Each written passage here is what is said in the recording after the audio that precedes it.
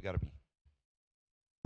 Presidente, dizer que as falas dos colegas aqui me contemplaram, inclusive também já começo reafirmando que votarei favorável, por óbvio, a esse requerimento de pedir informações com relação às multas, e vou na linha daquilo que os colegas já pontuaram aqui, inclusive a fala do vereador Cristiano Becker me contemplou em boa medida, que é o fato de nós agirmos dentro de uma coerência e punir quem não consegue se adequar à lei. Quando nós temos um problema de lixo, vereadora Dani, lá na Zona Norte, na Zona Sul, onde eu moro, a senhora na Zona Norte, e nós queremos que tenha a câmera de monitoramento para pegar a placa do carro de quem vai lá e faz isso, a gente quer uma punição e que isso doa no bolso.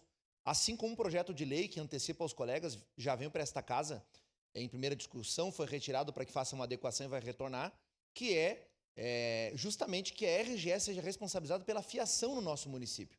Porque sim, o poste é da RGE e quem coloca a fiação lá, vereadora Santa, tem que ser responsável por essa poluição visual. Agora, eu preciso concordar que sim, além da transparência que se pede aqui, uma coisa que eu já pedi à secretaria algumas vezes, é que se readequem alguns pardais da nossa cidade. Por exemplo, descida ali em direção ao Enxutão. Nós temos um pardal que ele está no topo do morro. A pessoa passa ali a 60 km por hora e depois do morro senta as taxas no seu carro. E isso não tem um impacto positivo na redução de velocidade, porque alguém está ali só, aquele pardal está ali só para inglês ver como a gente usa a expressão. Então tem que educar as pessoas.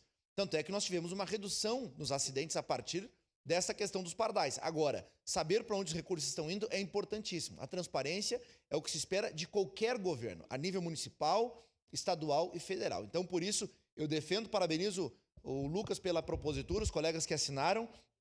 É importantíssimo que nós venhamos dar essa transparência e as pessoas saberem como está se dando. Nós queremos ser uma cidade de primeiro mundo, um país de primeiro mundo, um estado de primeiro mundo, temos que nos adequar dentro de uma realidade. Nós temos estradas boas para serem trafegadas, avenidas da nossa cidade, ruas e etc., e os pardais possam servir primeiro de maneira educacional às pessoas. E além disso também, como membro da Comissão de Transporte, nos preocupa esse assunto. Muito obrigado, votarei favorável.